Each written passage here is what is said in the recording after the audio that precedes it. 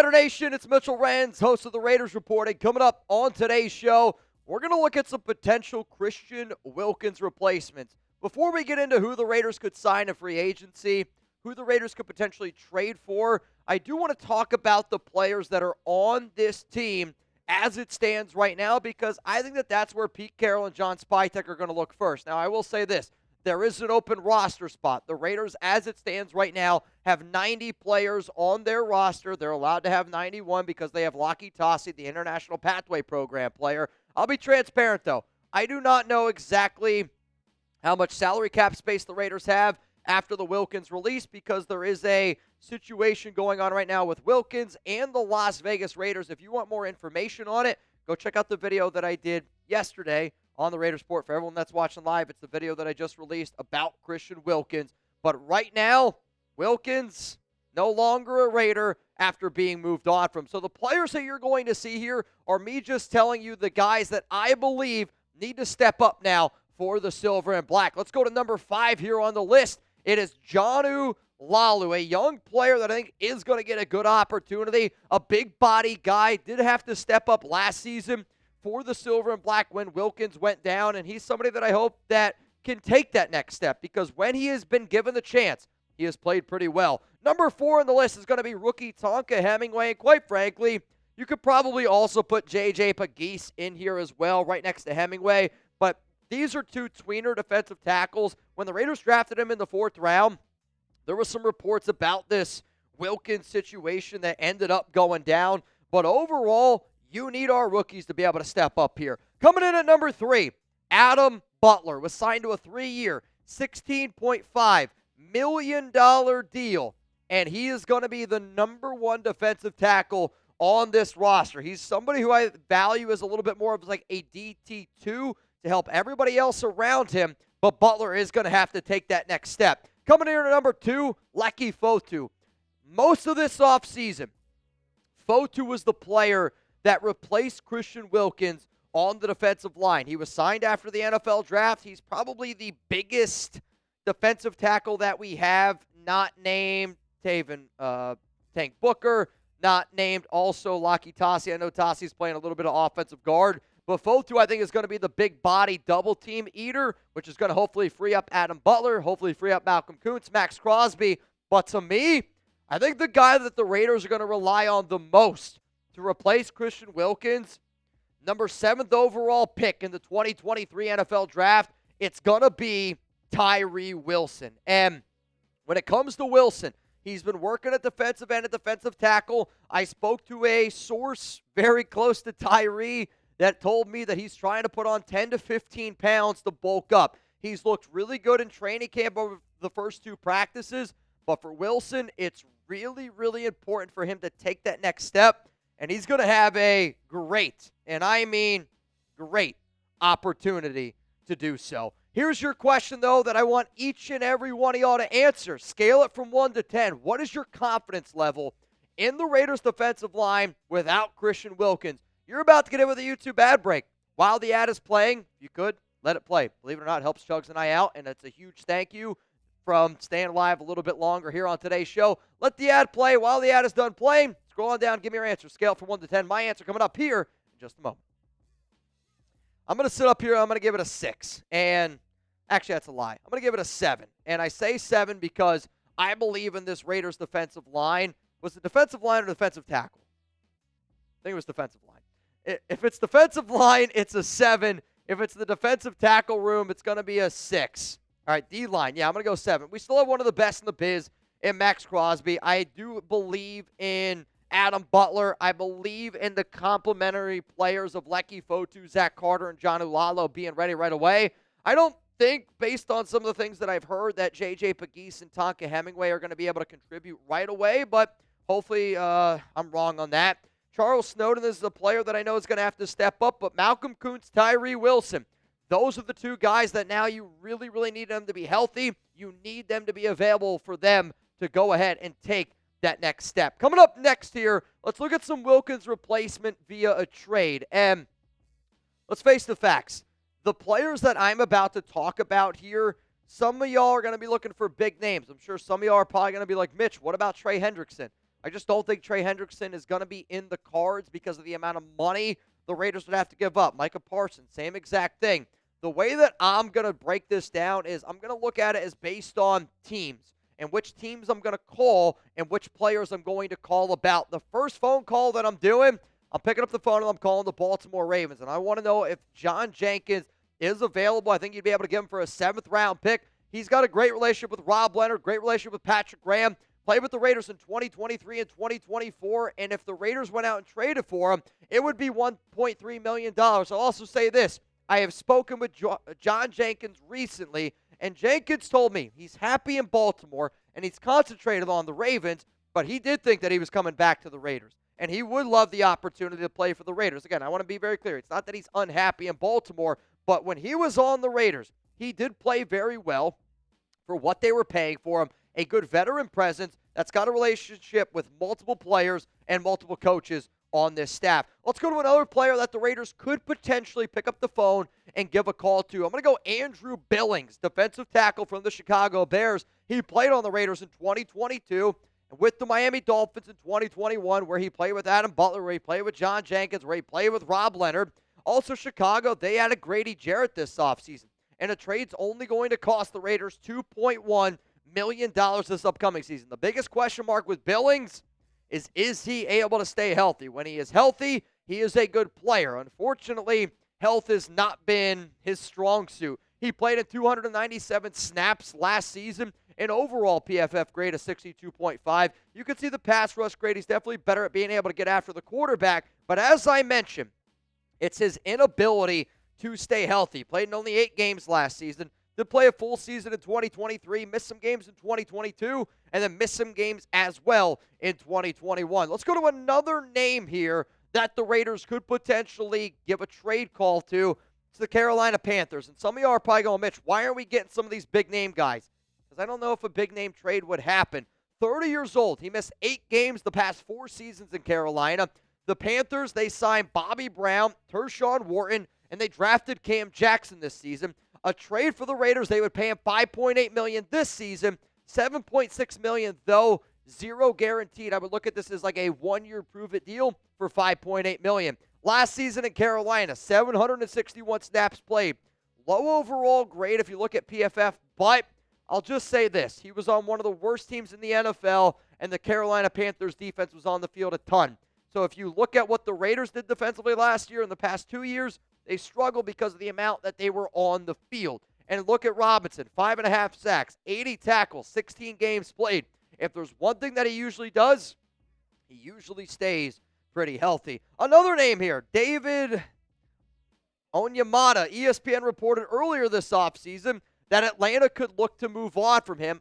Another older gentleman, 32 years old, and Atlanta can save $10.5 million by moving on from him. If the Raiders go out and trade for him, it does cost you $10.0 million, but who knows? Maybe Atlanta, they're trying to save a little bit of money. They also got a situation going right now with Kirk Cousins. But this is a solid defender. Last season, 567 snaps played, a 66.2 overall PFF grade. The pass rush, the run defense, he can provide it, and he also provides some health. Like, to me, I don't necessarily look at age all that much. I know that I'm bringing it up because I know it's important to a lot of fans. But at the defensive tackle position, it's been a position that, quite frankly, guys have been able to show for a long time that they can sit around, they can continue to be productive, and that's what Onyemata has been able to do. Let's go to another name here. It is John Franklin Myers. And some of you are going to go, Mitch, there's no way the Broncos are going to make a trade for the Raiders. I don't know if I necessarily totally disagree with you, but I also am old enough to remember when I said the Raiders were unhappy with Neil Farrell Jr., and then the Raiders ended up trading Neil Farrell Jr. literally like a week later to the Kansas City Chiefs. It's going to cost a lot more than that, but he's been a no-show at Broncos OTAs, and I actually don't know exactly what the situation is right now at training camp. The last time I brought up John Franklin Myers, I'll be transparent because I already did this Christian Wilkins replacement show a month ago, in case you didn't know, and it was right around OTAs. But he hasn't missed a game in the last 3 years. And if the Raiders were to go out and trade for him, it would technically cost $7.4 million, but he wants a brand new contract. And the other reason why I'm bringing this up is because the Raiders' new assistant general manager Brian Stark, has been with the Denver Broncos. It was like the past 13 seasons, I want to say. So there's somewhat of a coaching connection there. And yeah, I don't anticipate an AFC West rival giving us a player, but also if that situation right now is murky waters, then that could be a player to at least keep in mind. He was really solid last season, 82.8 overall PFF grade of 533 snaps. The pass rush grade is why you would want to go out and get him. He is a good, reliable defender on the interior. And I will say this, John Franklin Myers has reported the training camp, so maybe it's a name that is not as likely, and I apologize for not doing as much research on that. But at the same time, we are live here on the Raiders Report. We've been here for about 12 hours at this point, and I always want to be able to provide the best content that I can. So I don't know if John Franklin Myers, I'll be honest, makes as much sense as he did maybe about a month ago. But you know what? You win some, you lose some. This probably out of all the trades would probably be the one that ends up happening, just knowing how crazy the NFL offseason can truly be. So again, we decided to make this video because Christian Wilkins is no longer on the Las Vegas Raiders after being released. But what do you think is more likely for Pete Carroll, for John Spytek? Do you think it's more likely that they trade for a defensive tackle, or do you think that it's more likely that they sign a defensive tackle? These are going to be the questions that I'm wondering, and I think these are going to be the questions that I think a lot of y'all are wondering as well. Personally, for me, I would say the more likely option is for the Raiders to sign a defensive tackle. And I think it's just because they don't want to go out and spend a lot of money, because they also don't know how much money they can spend with some of the unknowns right now around the Christian Wilkins grievance that is being filed against the Las Vegas Raiders. But coming up here on the show, I'm going to tell you some replacements that Las Vegas could sign via free agency. And the first player that I'm going to bring up here on free agency, quite frankly, is the guy that I think that the Raiders are going to sign to replace Christian Wilkins. I believe the Raiders will go out and get Quentin Jefferson. And, Quentin Jefferson has been my number one defensive target for the Raiders on the defensive line. Not like the number one guy I would want to go out and get, but the guy that I've always said that I believe is the most likely to happen. He played 5 seasons with Pete Carroll in 2026 to 2019 and also 2022. He was on the Raiders in 2021, and he is well respected and loved by Max Crosby. 32 years old, played 252 snaps last season. The other important note is this. On Tuesday, when the Raiders made all their roster moves, they made 9 roster moves on Tuesday.